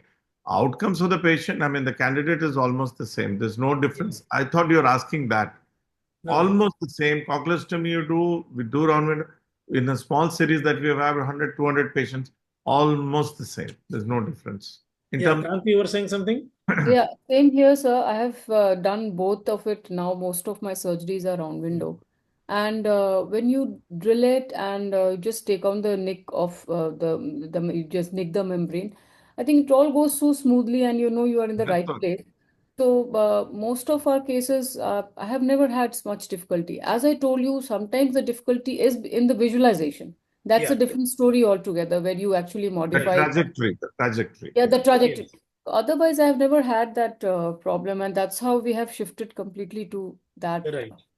in most of our cases. Yes, right. So we go to the next technique, that is the suprametal approach. I don't Yeah. think anyone of us does the suprametal approach. I have done only one just to demonstrate and have the feel, right? But it's a good thing. It's actually a varia without guard. Yeah, it's the more in I the always call it as a varia without guard, wherein you shift the trajectory from the middle point of the incus and the entry of chorda to the incus. Yeah. Right. So along that you create that well. So you don't need a guard and you go directly in the round window or the cochleostomy area. In fact, this technique was developed in that way only because when Dr. Trifon Kiratzadis and Joanna Cronenberg, they were all friends, right? So when Dr. Trifon said that this is how we will do in a no mastectomy technique, so he said then everybody needs a guard, and no company was making that guard. So he said, you make it. So I think if we have to do it without a guard, then we can go just a little up and do that way. Then a lot of surgeons now also in Europe are using suprametal approach. Many of them have shifted from posterior tympanotomy to suprametal, or there are good number of surgeons who are trained only in suprametal. So a lot of surgeons in Austria and Germany, they are doing suprametal approach. And then there are a lot of surgeons in China doing suprametal approach. This is because basically how you are trained or where you have learned from, with the mentor you have, with which mentor you have learned from, and that's how you pick up. What we always suggest is whatever technique you pick up, you master it, and then you learn the other techniques as well. You should know as a surgeon both the techniques, right? Sometimes if you are doing a posterior tympanotomy and there is some difficulty, you can just raise the flap and convert it into a varia, right? Sometimes if you are doing a varia and there is an issue, you can shift back, right? Now you have some electrodes of the companies wherein you cannot put it through the Yes. varia because the size Sizes. is size is big. So you have to have a posterior tympanotomy approach, right? The reason So why we as a have surgeon, you should know both. Yeah. reason why we have also now done many Yes, posterior yes. anatomies, because you Everyone master should both know the both the techniques and use which is more comfortable normally. This was just to mention that there is a pericanal approach. There were few surgeons, Robert Hosler was doing, and then one of the surgeons from Saudi Arabia was doing it. Now nobody is doing that. So finally, what we want is the electrode inside cochlea, sitting well, sending the signals well, whatever approach you take, right? Then we just to mention, we can also talk about that to place the electrode.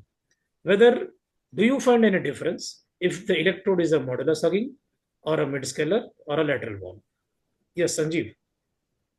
No, I mean, I haven't seen much of a difference in the overall outcomes post procedure at all.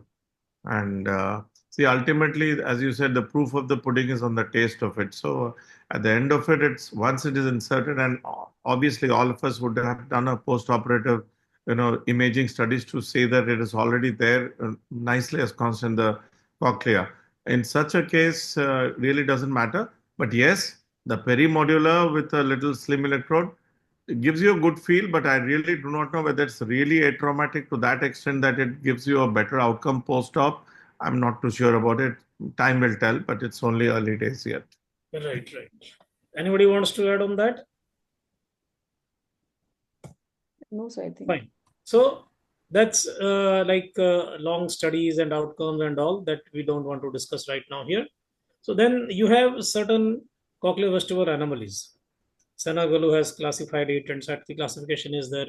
So different anomalies you should be aware of when you are doing a surgery, and it is not uncommon to have different anomalies in the cochlear implant surgery whole things, right? So cochleovestibular anomaly malformations, the anomalies, if you look at that, there is if you go over it statistically, complete labyrinthine aplasia, that is the Michel's deformity, is found at the third week. It happens at third week, and it is in 1% of the patients having anomalies.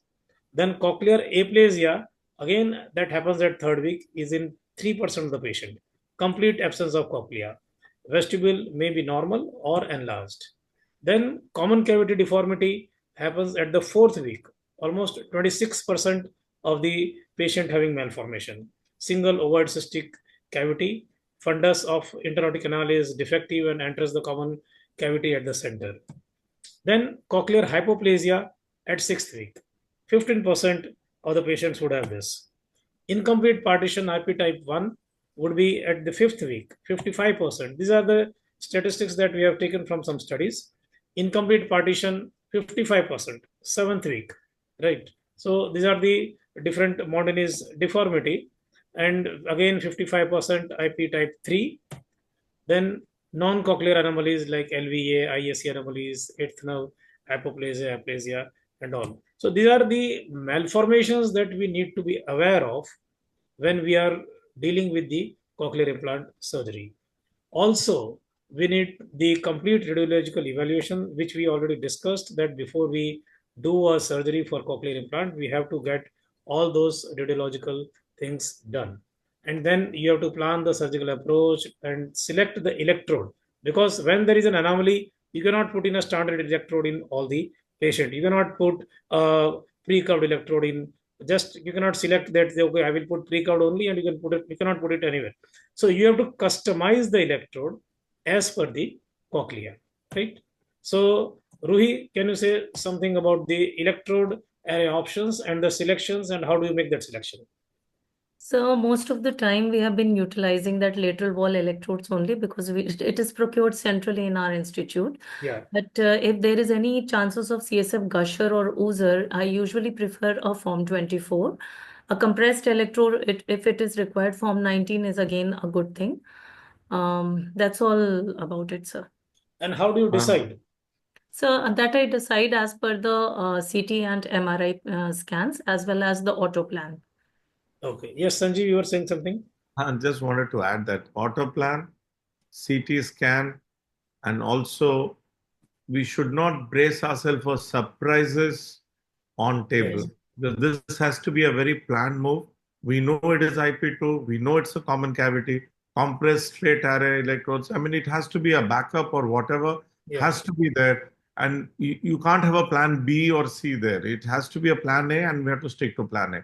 Maybe when we are doing a normal cochlear implant, there could be some surprises we can brace ourselves. But these are things, special situations, as Kanti said, we have to be abreast right from the very beginning. So and in these situations, do you prefer to have a backup implant? That is why I said a backup from the very beginning itself, even if it's a short, I mean, from the company that you and I know, with a short straight electrode, compress is very rare to get. You have to tell them, I need a backup also. You never know. And what about having an ITD in the room? ITD. Definitely, that goes without saying. That goes without saying. That is always there. That without at all. And sometimes they would say, no, we can't give you one extra backup and all that. We'll have to somehow wrench the neck in some way and get it. That's how it is. Many a time, sir, in the city itself, we can exchange with the institute. Yeah. And later on, we replace to the institute itself. You've got good friends. Yeah. Yes. I think nowadays, when you plan it properly, you have it in your head that this is the one. With auto plan gives you such excellent CDL and everything. Absolutely. Yeah. Amit, you wanted to say something regarding the having an ITD in the OT when you are doing an anomaly? Sir, actually, I want an ITD or test electrode, and I want to see that I need to insert at least 70% of the electrode, whatever electrode I am choosing, for a good and optimal results. And the other thing is I have learned is that you have to keep the surgeon ego aside. Sometimes you are not able to insert more than 5 or 6 millimeter of ITD, then you should abandon the case, especially if you are doing some highly ossified cochlea, which the ossification has increased, or you are doing a very cochlear hypoplasia where the cochlea is really small. So I think these two and having in cases where we have IM enlarged, then having a C-arm is also a good thing to have in your OT whenever you have confusion. And always try for a good telemetry. If you are sure with anatomy, no problem. But if you are abnormal anatomy, not getting a good NRT, always do an X-ray to see if you are in the right place. So that protocol has to be in all the centers. Whenever your telemetry is not confirmatory or it's not in the majority of electrode, get a C-arm. So we have it always on our hand from the ortho department, and immediately we get it if your telemetry is not satisfactory. And in OT on table, if you have any difficulty, always have a second opinion. Absolutely. Or ask your friend. Yeah. And Like nowadays, it is so easy. You can take a picture, send it, And it- then they will see and say, okay, here you go ahead, go this way or that, whatever. Means whatever the issues that can be discussed on table to with any of your friends or mentors or your colleagues, and you can decide. Yes, Raman. Sir, for ITD, we always have an ITD, and even though ITD is a single-use thing, Yeah, but many times we have reused it.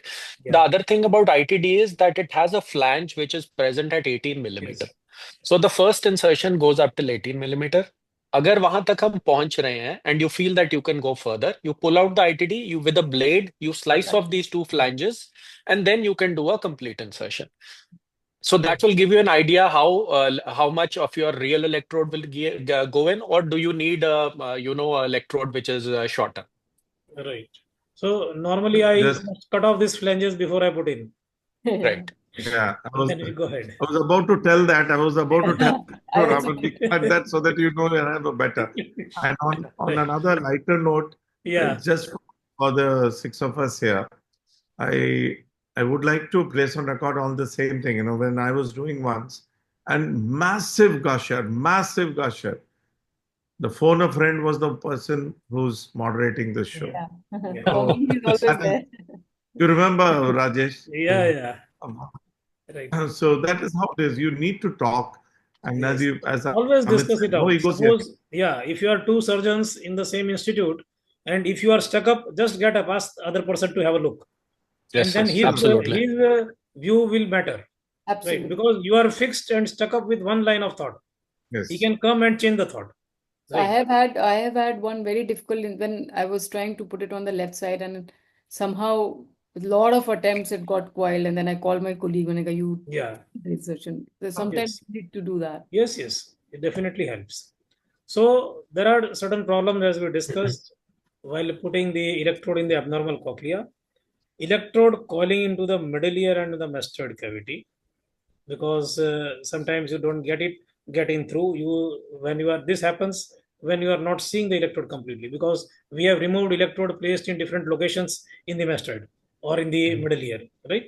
Then incomplete insertion of the electrode in the cochlear aqueduct, electrode piercing the interscleral septum, electrode in the carotid canal, electrode entering the eustachian tube. These are not very uncommon.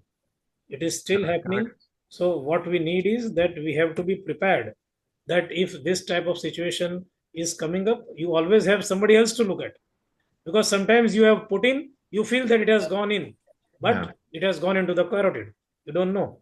It has gone into the hypotympanic cell, you think that it has gone in, right?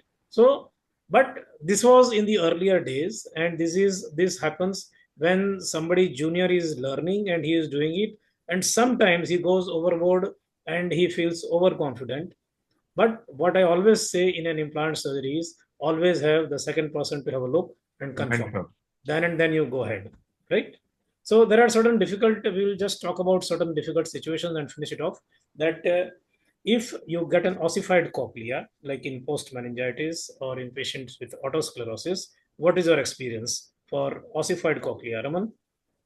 Uh, Sir, we haven't had that much. I mean, my journey in cochlear implant is still newer. It Hmm. is still running parallel with my ABI. I Yeah.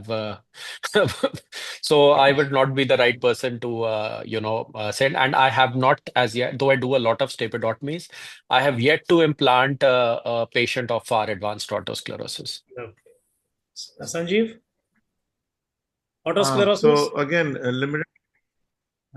No, not much, but ossified cocktail, yes. Mid-scular insertion, I've done one. And we select our cases pretty, I mean, now I'm in a different center, so I have to be Hmm. very, very careful about it. So it's better to give them a very idealistic, idea about the outcomes and Right. what could be the possibilities and all that. So if it is a very new ossification, I mean, post meningitis, and it's Yeah. very close, the deprivation time is less within 3 months, then it becomes a little easier. We can manage to drill and get the lumen around. But for that, I sit with the radiologist and get the virtual cochlear endoscopy done. So we'll have an idea exactly where it is. And then go ahead with the specialized drilling method and then go ahead. Yes, Kranti, you were saying? So just an experience with far advanced otosclerosis, we have done in a patient, and they were a very satisfied patient. But we also know that otosclerosis is a disease which, progresses with time. Progress. And also you need to be very careful about sort of the porous cochlea, which, with those Hmm. autospongotic bone. That then you have to understand that which kind of electrode you want. You don't want the seepage of current around. You don't want the facial twitching. And obviously the flow chart of far advanced otosclerosis as Right. to when you will implant and when you will do a stippy surgery followed by implant. That is also there. But otosclerotic patients, there are patients who will come to you with progressive losses, and then you will have to opt for an implant. True. Yes. So, And yeah, like, yeah. Sir, Now, so that algorithm, I mean, we work in detail on that algorithm. That is very, clear. So it is for patients with advanced autosclerosis. So आप क्या करते हो? You do a speech discrimination. If it is less yes, than Oh, 30%, 30 there is is no the point doing a stapedotomy. You go yes. ahead right. with a cochlear implantation. Okay. Now, if the speech discrimination is between 30 to 50%, we get a CT scan done. If Yeah, the CT scan shows a type 2C or 3, uh, ossification, then I mean autosclerosis, then you go ahead straight away with a cochlear implant. Do not Implant. attempt stapedotomy, because by the time stapedotomy will stop working, you will not have a place to put the implant. Mhm. If yeah. the So, CT scan is of a yeah, lower grade, but the airborne gap is greater than 30 decibel, then we do a stapedotomy. If it is again less than 30 decibel, no point do a stapedotomy, it's a cochlear implantation. Now we right. come to the third subset. If the maximum speech discrimination is between 50 to 70%, CT scan is type 2C or 3, again advanced autosclerosis, we go for cochlear implantation. If no, and airborne gap is above 30 decibel, do a stapedotomy. If airborne gap is less than 30 decibel, but speech discrimination is 50 to 70%, we can use a hearing aid and follow up. So that is the algorithm, which is the best, which is the one we follow. Right. Very rightly said. Raman, do you get patients who have been operated for otosclerosis? Stapedotomy has been done, say 20 years, 30 years back, and now they have gone into CO2 profound and they want hearing. Yes, sir. We are getting a lot of these Yeah. cases.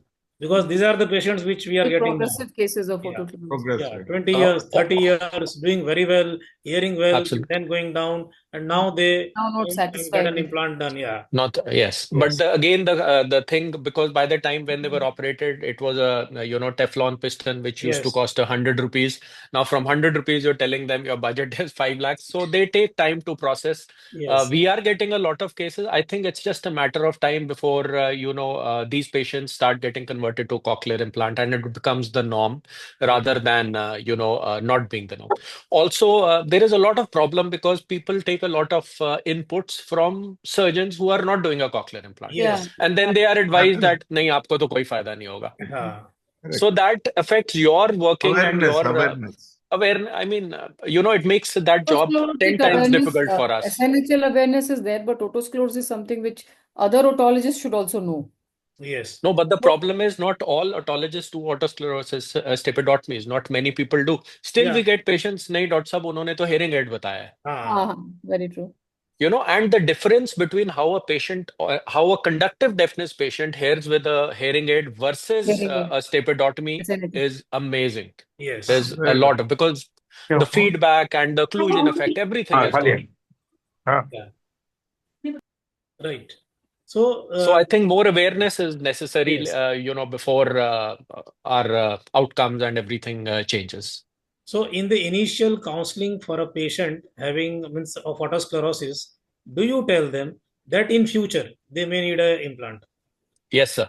We do tell them, and Yes. also in case that a sudden sensory neural hearing loss happens, which Yes. even if it is very rare nowadays, but Yeah. we have had cases in which that has happened. Yeah. So, as a part of our routine counseling, we do that. That right now, this is the loss. You would do good with a stapes surgery. With time, you may have to supplement it with a hearing aid, and at times, you might also go for an implant, maybe 30 years, 40 years, you don't know On what the line. happens. Right. So, Right. if you have done this at the initial counseling, they are already ready. Yes, That sir. if something happens, then they are. So, we always say that till the last day of your life, you will hear, but the options Absolutely. may change that how you will hear. Yeah, how you are here. Correct. Okay, so that's Good. So labyrinthitis, ossificans, meningitis, and then so see this is like a partly ossified cochlea. You just like what we do is that if you have an ossification up to say 11 millimeter, you can use a pick and slowly dig it out and clear it off and get a space, and you can put the electrode in. Implant. That again needs a lot of time, experience, and all, right? So for the anatomical variation, say if you have a high jugular bulb and the round window is completely covered, right? The maybe the cochleostomy site is also covered. Then how do you go about? Yes, anyone? Sir, actually, I have not had such a difficulty before, but even if you have that kind of a problem, you can actually reduce the jugular bulb area. You can actually Gel take foam and press disposable it. foam and Yes. just press it down, and actually you will have an area to do cochleostomy or even do a round window insertion. And that obviously you can see in your radiology beforehand. If bilaterally you have very high jugular bulb, then you have to resort to this technique. Yeah. And you see, it sounds difficult, but it is not at all difficult. You can very easily do it. You can compress it, go ahead, put in the electrode, put a space in, put a cartilage or something in between or a fascia in between, and then you can go ahead.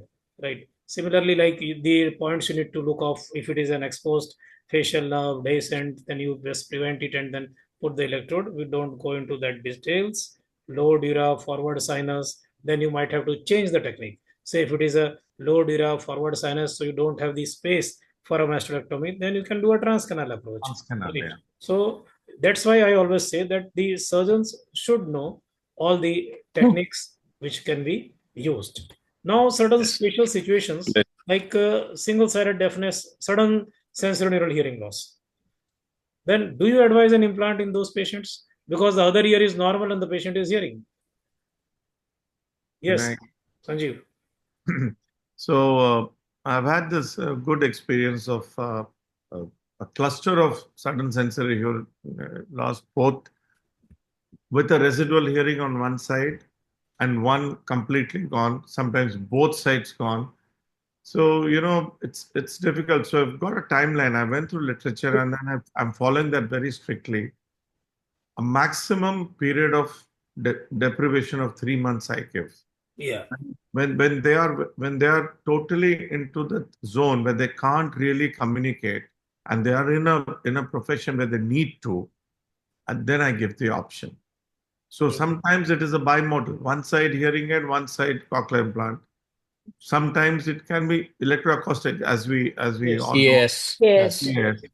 And this is something, and one of the patient simultaneously both sides completely zilched, Yeah. and that patient happened to be the all India auditor of a prominent bank. So he really wanted to, go to the board meetings. For that, I did a simultaneous bilateral, and he's doing perfectly well now Yeah. because the period of deprivation was hardly about 8 or 9 weeks. He was desperate, and I too was. So it was good thinking for both of us, and it was nice. Just that is the experience that I can. Yeah, so normally I wait for 3 months. Yeah. Right. By the time the concept settles in the patient and the family as well, by Okay. the time they would have visited 10 more implant surgeons across the country, and then they are decided that, oh, now we want it. Now there is no other option. Then you do it. So that's how Correct. we also do. And single-sided deafness are also doing very well. I always do say one thing that if for the reason which you got single-sided deafness, if for the same reason you get on the other side, what will you do? Right. So you have to have that ear also working, which is deaf now. So Absolutely. and if you talk about that, then they will be ready for it. But then we have so much of difference of opinion that in a single-sided deafness there is no need for surgery because the other side is good, but you don't know when it is going to be bad. And Plus, second nature thing, gave us yeah, The 2 years. thing, yes, sorry, sir, so And please the you. spatial orientation, the yes, localization, sound everything matters with Localization, And bilateral so localization, and noise and sound. so That. sound. SNR. Sir, Listen. can I share one experience yeah, in for this? please, tinnitus, I think I want to tell about that. So tinnitus is one such a big, now it has been yeah, proven US FDA was given also because it is now established treatment for uncontrollable tinnitus in unilateral hearing losses, yes. which really gets relieved by cochlear. a lot by Right. cochlear. Yes, Yes, Amit, you were saying something? So actually, sir, single-sided deafness, the auditory deprivation is more important, and the amount, what kind of work the person is doing.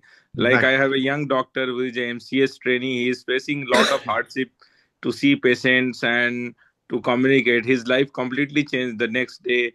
He got deaf, so he is keen to do a cochlear implant. But if the auditory deprivation is more than 5 years, then we should choose maybe a bone conduction aid, a Baha or a bone bridge for that matter.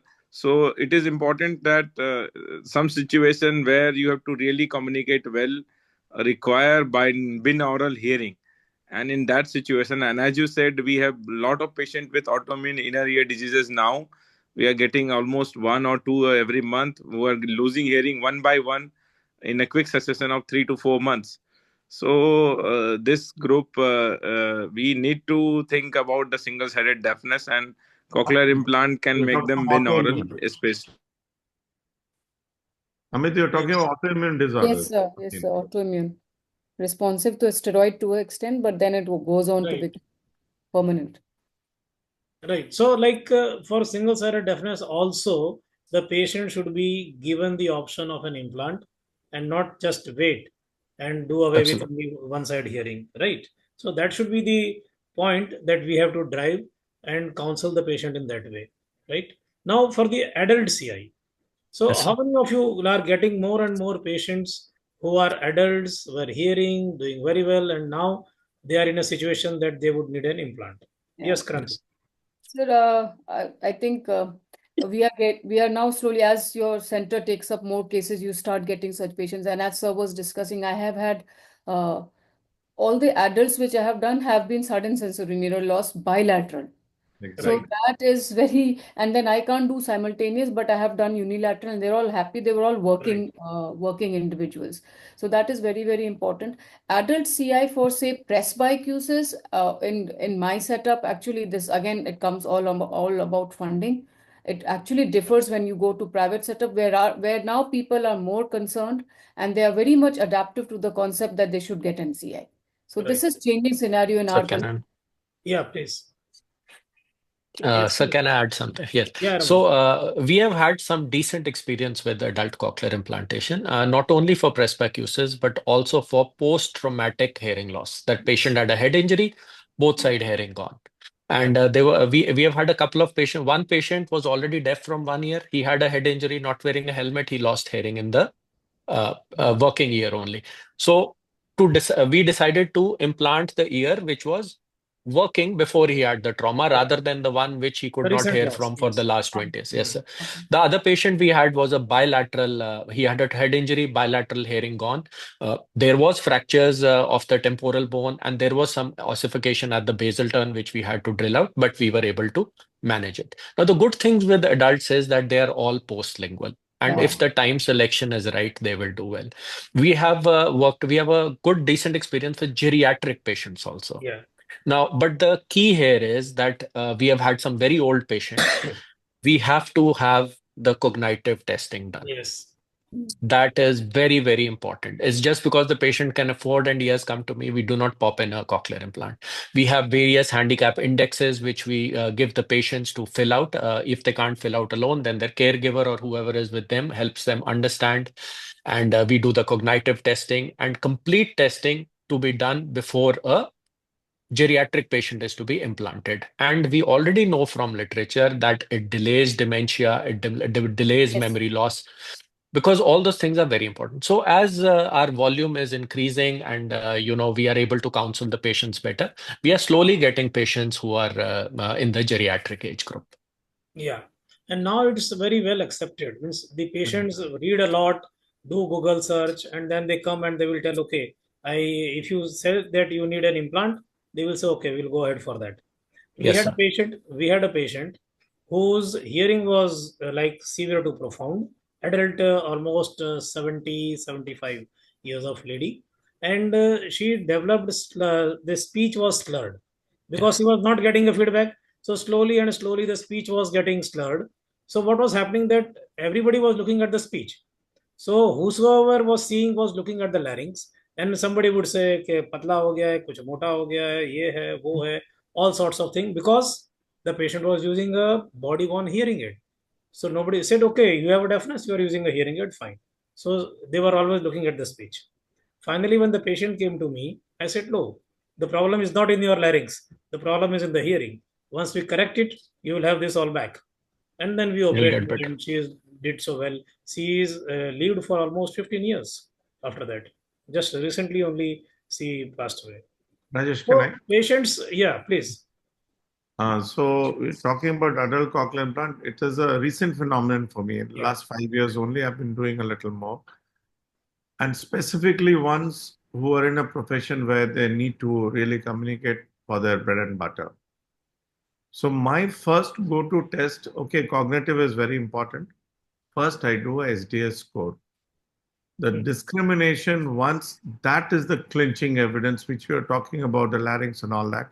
Once that score is very low, you know that these are the actual candidates who can be processed. And they themselves are aware of the fact I cannot, if during the masked areas, I can't understand anything because Yeah. they were reading the lips. So Lip lip reading, yeah. reading, if they're not able to do and still they're not able to understand, they are the right candidates. And it's a progressive hearing. Right. That's why I picked up quite a few. Yeah. So now, the adult cochlear implant scenario in our country is growing much. The pediatric cochlear implants are most of the places in the funding of the government. For adults, there is no funding yet. So we are working on a proposal to the government that the geriatric patients should also be given an implant if they need it, right? And maybe sometimes they will get that permission as well. Then we come to the ANSD situations. Sanjeev, you have a recent experience of some ANSD patients with implants. Okay. Please. The very interesting, the cluster of patients that I've had, a few of them were on hearing aids and not at all responding. The others was very wishy-washy. The pediatrician said something, the psychologist said something, the brain plasticity is different, the period of deprivation was very high, speech is not developed well. But in all the cases, as a standard of care, I did the TTEABR, and those patients, I also did a premonitory stimulation, which gave us an indication that, okay, even if the inner ear cells when ABR was negative, but there was some electrical impulses which was picked up. And that helped me to, at least guide the parents who were totally, as you said, 10, they went 20 places, and then somebody said it's just a little bit of 40% chance, 50% chance. But if carefully selected patients, and if you have the documented evidence of some objectivity, I think they do well. And all my three patients are doing very well till now, touch wood. Of course, they have some very vague symptoms sometimes, as Kranti said, tinnitus sometimes suddenly comes in. I'm really at a loss. I don't know how to manage those. They're all not 3 years, 4 years. One was 7-year-old, one was 6-year-old, or one was 12-year-old. So suddenly the speech declined, suddenly the hearing declined. So, but all of them are pretty happy with the bilateral. And Right. pretty good. Those are the things that I wanted to tell. No, there has been very encouraging result with ANSD, but there are also reports that in some patients it may not work. Yeah, So that's what I said. so before you take the patient, you have to do a very good counseling, Yeah. right? And many of these points need to be documented on the case paper and get it signed by them, and then only go ahead with that, Absolutely. right? So, yeah, just Ruhi, I forgot to ask you that in the defense forces, we have the adult CI support also, Yes, sir. right? We have So, it, sir. you any experience wherein you have some soldier who had some So loss there in was, yes, some sir, there battle was or one something? Yeah. soldier, sir. Most of the time we get noise-induced hearing loss, maybe because of blast situations and Yes. all. So there was one soldier recently I have implanted on, and the patient is doing pretty well, sir. And since it was postlingual, so we get the results then and there, sir. Right. Then there was one age-associated hearing loss, which I operated in Bangalore. He was also happy, sir. The other was an adult lady of chronic otitis media and discharging mastoid cavity. We had to go for an STP followed by a cochlear implantation after 6 months. So that lady went deaf when her child was just started mumbling and making sounds. She had not even heard the word ma from her child. So that was a very emotional scene in our clinic, audiologic clinic, sir. Right. So 3 or 4 I have done, sir, adult CI. Yeah. But most And of them are soldiers who are waiting their OT. So yeah. And just for your information, like we operated an army man's wife and in Apollo, yeah. and she got reimbursed Hmm. because the Happens. army gives the implant. Yes, sir. So they did some paperwork and said, okay, whatever you give in the defense forces, Yes, you sir. can give that. So there were some letters Basically, here a and there. statement of case Yeah, has to be prepared yeah, and submitted to the yes. headquarters. And so he was a colonel, and his wife got the implant. So, And in fact, I did it almost say 25 years back. So so. recently, she came just to meet, and I said, "You have grown old. Earlier, you were so young." So she starts laughing. Said, "Now you know, in spite of my hearing, I have to age." Right. I said, "Right."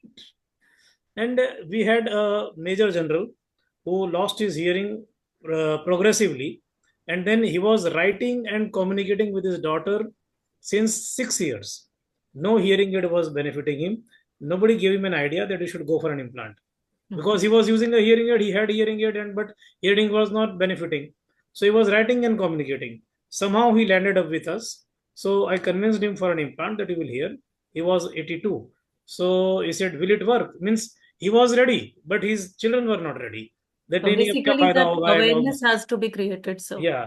Okay. Then finally I said, okay, you need a bilateral, but you decide what to do. And if you want, I can refer you to the army hospital where you will be getting all this. He said, no, no, no, no, I have earned enough and none of my children want any money. So you implant me in the hospital. So that's how we implanted. But finally we did one implant. And that gentleman, after 1 month of switch on, he comes back and he tells me that, doctor, I have a complaint. I said, what? What happened? You are not hearing or so? He said, no, no, I have a complaint that why did you implant only one ear? Now the other side is totally deaf. I can hear only from one side. So see, the patient also take it patient himself. because yeah, they know Yeah. that this implant gives hearing and the life completely changes. Right. So it's very important that we focus also on the adults. So deafness, either it be a child or an adult or a geriatric patient, needs to be addressed. And our aim is that every ear should hear till the last day of their life. Right. Then we come to the multiple handicap. So any experience with patients with multiple handicaps, say deaf, blind, or so. Sir, Sir, we have cooperated few of the patients with having congenital rubella, Right. Hmm. in which your vision is also impaired. Yeah. So we have had, I think, two patients which I have operated with CRS, with blindness in Yeah. the eyes. And one patient was IQ, DQ wise very low, but we did give him an option. He was a patient who funded his own implant. And as truly said, and multiple studies have suggested that all these kids, they integrate well if you implant them Yes. at all levels. So they do better if they are not implanted in comparison to that. So one Yeah. of the faculties of hearing, you are giving them back, so they integrate better, they train better, and they rehabilitate better. Yeah. So at least one handicap you take off Yes, yeah. so sir. that he gets integrated well in the society. Yeah, Right. true. Right. So then we come to the recent things. fMRI, Amit, is there gone?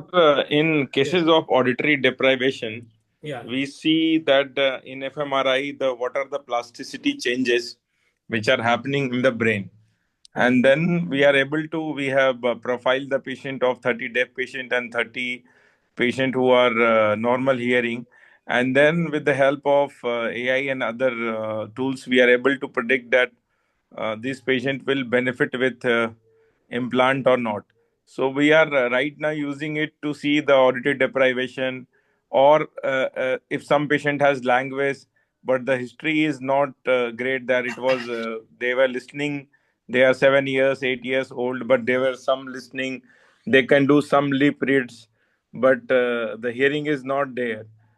So we are also trying to correlate with cortical evoked response audiometry to see if there is a P300 wave or present or not. So we are mainly using this to decide to do CI or not if the auditory deprivation is longer. And so we recently the 5 years is the limit they tell, but we have implanted a adult patient after 12 years of hearing deprivation, and they did really well because the fMRI changes were not severe. So Yes. this is the where we are using it more. The post-operative fMRI we can use, but we need 3 Tesla magnets, which are now more affordable. Otherwise, it is less affordable. So we can do it later in also Yeah. in patient to see that how the changes happen, how the hearing brain changes happens. So it is Yes. basically predicting the neural plasticity for us. So it will always be an additional tool to decide the surgery, right? Good. Yes. And Kranti, can you throw some light on FNIRS? So FNIRS is now coming up a big way in actually determining both pre and post, evaluation and outcome. So essentially, it is functional neuroimaging, almost like fMRI, but FNIRS works on the concept of hemoglobin absorption. So it says that, once there is auditory stimulus or visual stimulus, the level of total and oxyhemoglobin actually goes up. So you have these two, one is the emitter, one is the reader, which actually tells what's happening at the cortical level. So FNIR actually is interesting because number one, it is non-invasive. Number two, it does not give you any artifact. Number three, in kids, it is so well, we have had experience with all the children, which we are now continuously studying for their clinical outcomes. So it gives you these waves and tells you how the auditory input, so you can study the auditory input, you can study various pure tones, you can study the speech, you can study how the visual system is working. So we have had interesting findings in terms of visual scavenging versus auditory. So my resident has a thesis on this, which he has now just submitted, and now we are on the phase of actually having more number of samples, which we are seeing the pre and then the post, and then the various parameters of even patients having positive MRI changes in terms of leukomalacia for torches, how are they behaving, and one level, the other student of mine is now doing FNIRs with cortical auditory evoked. So actually that gives you more correlation data. So I hope that in coming days we'll be out with our own data of clinical outcome mapping. What are the factors which these neuroimaging modalities give you? So I hope that we can give you some nice. Yeah, so that's Yeah. good to know about, and maybe in time to come, we Yes, will sir. know more about it, and it will be helpful for us in our patient management. Yes, We sir. have talked about the simultaneous bilaterals, yeah, in single cell deafness. Now we know that if the implant does not work and we have to put an auditory brainstem implant, then we need to have a proper training, proper centers, proper setups. So let's hear from Raman that how do you set up the ABI centers, how to go about, and what should be the plan? Because see, we do get patients who need an auditory brainstem implant, so we have to refer to the only two centers in the country which are running, and they are doing the auditory brainstem implants. At times, it becomes difficult for a patient to travel. Also, we need to have centers at least in different parts of the country so that people from nearby areas can have an access to. Now there is in fact one state only where the brainstem implant is funded by the government. At others, you have to have a specific case by case sanction for it. But you also have patients who can fund themselves. So the ABI training, setting up centers is very important. So Raman, can you please throw some light on the ABI thing? Yes, sir. For ABI was something very, very new to us. And in January only this year, we held the first ABI hands-on cadaveric workshop, which was held for the first time ever outside Germany. So the number of workshops held have just been a few, which were in Germany. And no workshop like this has been held. We had the honor of, Dr. Robert Beher coming up, who has done some like close to 300 auditory brainstem Yeah. implants. Uh, it was very enlightening for us because even it was something very new to us also, and we learned a lot on how it actually works and what areas we are targeting. So basically, we are targeting the cochlear nucleus. Now, the cochlear nucleus, it sits at the floor of the lateral recess. So lateral recess is the area जहां हमने अपना paddle of the ABI Yeah. पहुंचाना है. So, what do we do? So, basically, the important part here is how closely you can work with the neurosurgeon. It might seem very easy that the cochlear vestibular nerve enters the CNS system at the pontomedullary junction. We retract the flocculus, we retract the choroid plexus, we identify the root entry within the foramen of Lashka, and we place the implant in the lateral recess. But it is not as easy as it sounds. So, working with a good neurosurgeon who has had a decent experience in this particular approach. So a lot of neurosurgeons at a center work on CP angle tumors, so they have adequate exposure, and for them it is like doing a mastectomy as for us. So it's Right. a straightforward approach. Now the other thing that comes is training, and like sir was saying that we were sending patients to let's say one center, but then rehabilitation is not the same as it is for a cochlear implant. It is different. So first of all, what we did was we had our audiologist train at Murph, so that when we actually start the program, we already have an audiologist in place who can help with the training. We all run after doing the surgery, but it is more important the how the patient is going to be followed up, how the patient is going to be rehabilitated. So the first thing we put into place was the audiology team. After that, we had this cadaveric training program, and we learned a lot. We learned that पहले हम जितना भी सुनते थे कि नहीं नहीं the results are not very good. Actually, when the videos and case studies were shown, uh, patients have achieved a decent lifestyle, and some have achieved a near decent lifestyle because it is integrated with lip reading and spatial orientation and where the sound is coming from to help the patient live a complete and a fuller life.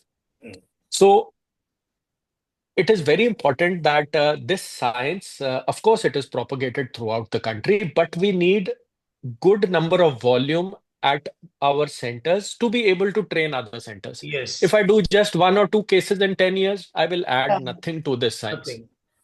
It is just And by doing the a tick. time, Yeah. yes, that मैंने कर ली surgery. Ah. But that should Ah, not be the aim. correct. The aim should be that Yeah. if I'm going to train others, I need to have adequate training myself. If I Yes. do one ABI today, one after 5 years, even I will forget what the steps were, and Yes. I'll have to revise Yeah. them all over again. Yeah. I'll just So add yes. one point, Rajesh. No, the concept of ABI, we all know theoretically long back. And we know that, it's more of a aspirational thing for all of us, we've done as ABI. But then the forerunner with all the investigations that we do. Now, why do we do a TT ABR? We know that when there is no electrical impulse, when the nerve is not at all functional, then the ABI is the next one. But then Absolutely. that's the bottleneck. And then we say, okay, one center here, one center there. Mm. And very rightly pointed out by Raman about the rehabilitation or habilitation, which is the main bane of all our teamwork. I mean, if that Implant is not, programs. that is Whole the thing. male fulcrum around which everything works. Otherwise, they will just have a, perception of sound. That's all, nothing beyond that. Yeah. And So sir, yeah. in the past, we did not have transtympanic EABR with us, but now Yes. we have the electrode from Medal. Right. And there was this child who was waiting for her turn for transtympanic EABR. But logistics were not being possible. वो 2 साल से 3 साल की होगी, 3.5 साल की होगी. Ah. But now we have the electrode. We did a couple of transtympanic EABRs at PGI, and luckily for both patients who were first being thought to be worked up as ABI, waves came and they have been Yes. implanted now. The Yeah. only advantage I have is geography is very, good to me. So Yeah. immediately transfer EABR and there's a center which does it. So Right. that's Yes. Yeah. Yeah. So, But but we are doing like you said, we are doing it routinely now. The transtympanic ABS. We have the electrode with us, and our audiology team has all the setup, and they can do it. no, I Right. saw that workshop brochure, but just wanted to tell you what, again, reiterate what you said. A good syncing with the neurosurgeon is the Surgery, absolutely. forward. Yeah, you have to have a good Otherwise, team. Yeah. without that, you can't take the one-up punch Yes, up yes. and say, no, no, this is Absolutely. my And brain. it might seem, like I said, the steps are very simple. That Yeah. we retract the flocculus, identify choroid plexus, we Yeah. bipolar it, identify lateral recess. But doing it in a varied anatomy, or let's say Yes. where a CP angle tumor has been operated, it is not our ball game. We have not been in that On area Bureau, it multiple is there. I times. mean, you have Yeah, to accept that. Absolutely. Yeah, yeah. So So you always have a team and be trained for absolutely. it. Then Yeah. and then you can do it. But And the yes, yeah. ABI should be done not to tick your box that Ramandeep Yeah, yeah, has yeah, done in yeah. That's ABI, exactly but what. to start it as a program in your center, Yes. Exactly. so that even future generations are well versed, well trained by the Yes. time we pass out, that they can adequately take over the program. And What? we will need more centers for AVI because the technology is transforming so fast. You have Yeah. deep brain stimulations all coming up in a big way. Right. So you don't know when this AVI will be so progressed that it will start giving result as good as the implants. Cochlear Right? implant. You don't So know they're that. already, So Mendel that's is why we already need working a lot on of the training. second generation device, which will be Yeah. completely different than the current device they are Yes. giving us. Right. So, for all this thing, we need training as you have been conducting training at different places. So, going back to the temporal bone dissection Yeah. lab Lab. always helps, and that's how you keep on train and keep yourself trained, right? And with this, we should be ending the session. Thank you very much. Thank you all panelists for Thank you, being everyone. so Thank you. nice and Thank you so so much. cooperative and so informative. Thank you very much. Thank you, Thank sir. you, sir. Sir. Thank you. Thank you. Bye-bye. Bye. Good night. Bye. Bye.